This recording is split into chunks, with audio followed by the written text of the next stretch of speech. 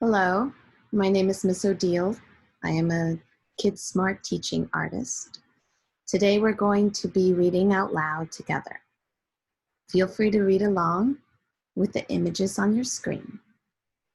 We do not own the rights to this book. This is only for your educational use.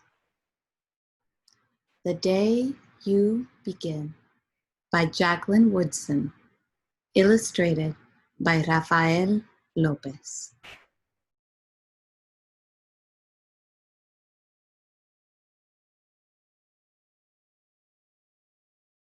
There will be times when you walk into a room and no one there is quite like you. Maybe it will be your skin, your clothes, or the curl of your hair. There will be times when no one understands the words curl from your mouth, the beautiful language of the country you left behind. My name is Rigoberto. We just moved here from Venezuela. And because they don't understand, the classroom will fill with laughter until the teacher quiets everyone. Rigoberto from Venezuela, your teacher says, so soft and beautifully that your name and homeland sound like flowers blooming, the first bright notes of a song. There will be times when the words don't come, your own voice, once huge, now smaller, when the teacher asks, "What did you do last summer?" Tell the class your story. "We went to France," Shayla says. "These shells came from a beach in Maine." A boy named Jonathan holds out a jar filled with tiny shells so fragile, they look like they'll turn to dust in your own untraveled hands. "My whole family went to India, Spain, South Carolina," each a souvenir, a small triumph of a journey, their travels going on and on. And as you stand in front of that room, you can only remember how the heat waved as it lifted off the curb, and your days spent at home caring for your little sister who made you laugh out loud and hugged you hard at nap time. You can only remember the books you kept on reading long after she had fallen to sleep. And in that room, where no one else is quite like you, you'll look down at your own empty hands and wonder, what good is this when other students were flying and sailing and going somewhere? There will be times when the lunch your mother packed for you is too strange or too unfamiliar for others to love as you do.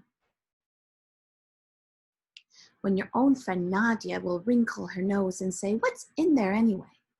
And you'll wonder how she doesn't see the rice beneath the meat and kimchi. You'll wonder why she doesn't remember that rice is the most popular food in the world. There will be times when the climbing bars are too high, the run is too fast and far, the game isn't one you can ever really play. "I don't want him on our team." "You can watch. Maybe you can have a turn later." There will be times when the world feels like a place that you're standing all the way outside of. And all that stands beside you is your own brave self, steady as steel and ready, even though you don't yet know what you're ready for. There will be times when you walk into a room and no one there is quite like you until the day you begin to share your stories. My name is Angelina, and I spent my whole summer with my little sister, you tell the class, your voice stronger than it was a minute ago, reading books and telling stories, and even though we were right on our block, it was like we got to go everywhere. "Your name is like my sister's," Rigoberto says. Her name is Angelina too. And all at once, in the room where no one else is quite like you, the world opens itself up a little wider, to make some space for you. This day you begin to find the places inside your laughter and your lunches, your books, your travel, and your stories, where every new friend has something a little like you and something else so fabulously not quite like you at all. What are some ways that you find yourself to be different from your friends or your classmates, or even your brothers and sisters?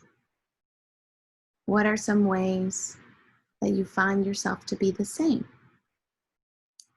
Talk about this with an adult and share your story.